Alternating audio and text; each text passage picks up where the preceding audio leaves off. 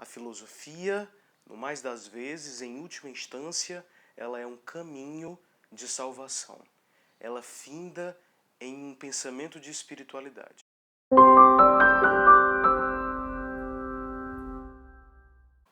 Olá, aqui é Alan Denizar, do nosso canal de Filosofia Espírita, falando sobre filosofia espírita, mas antes percorrendo todo o processo histórico do nosso pensamento ocidental, baseado na obra de Luc Ferry, que foi uma obra lançada pela Le Figaro, na França, e que vai percorrendo os principais pensadores, em torno de 20, talvez um pouco mais, porque em algumas obras ele aborda não só o pensador, mas toda a obra.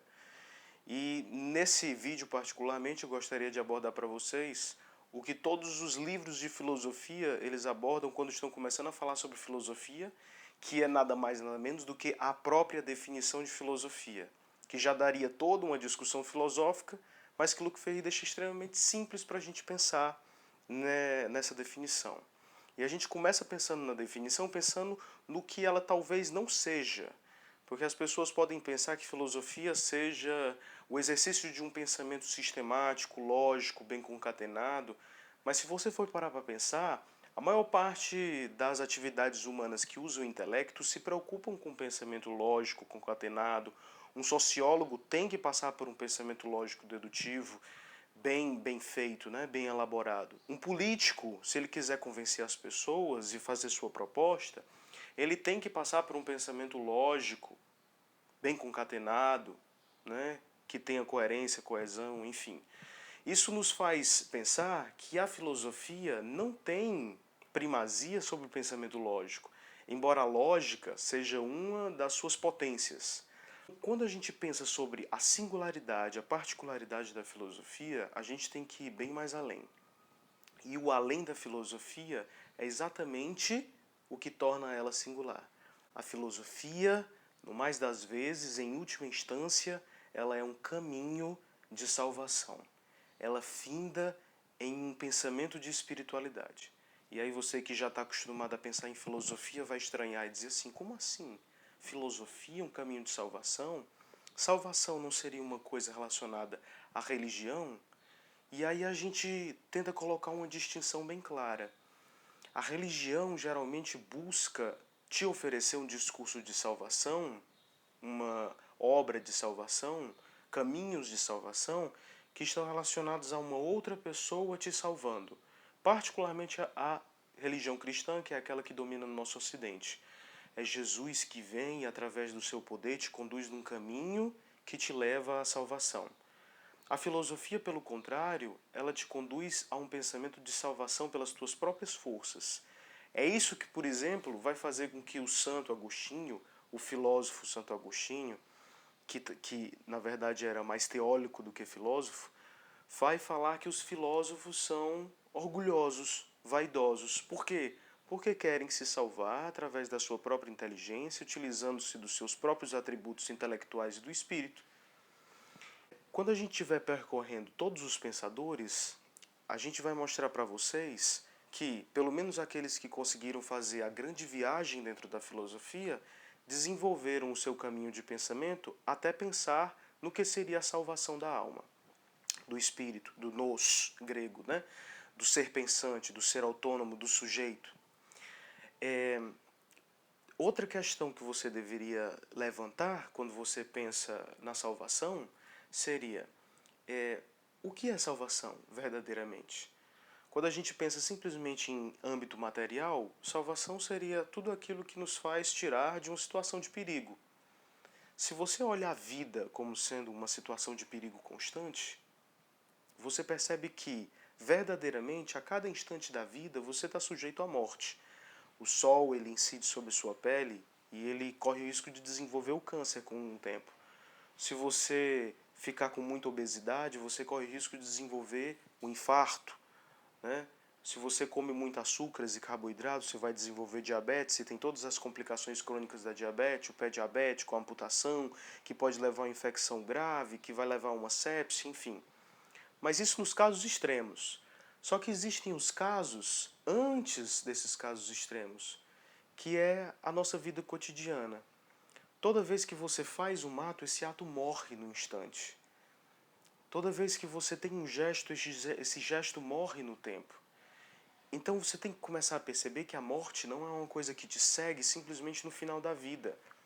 A morte, ela devora a sua vida a cada momento que você passa.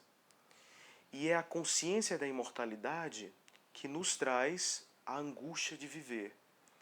A salvação que a filosofia provoca, e a religião também, vai atuar em cima da angústia de viver, do desespero, da constricção no peito, de saber que lá na frente ou a qualquer momento você já não vai ter como voltar atrás.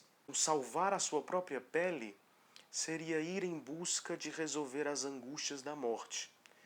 Veja bem, é diferente das angústias da psicanálise, dos psicólogos. Muito embora muitos psicólogos eles tenham um discurso de filosofia. Por quê? Porque no final das contas, a última das inimigas que você vai ter que enfrentar é a morte. Mas os psicólogos geralmente eles vão em busca de um outro tipo de angústia, que é importante você diferir.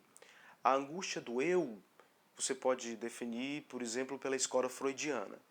Ela geralmente é quando um eu não consegue controlar suas partes.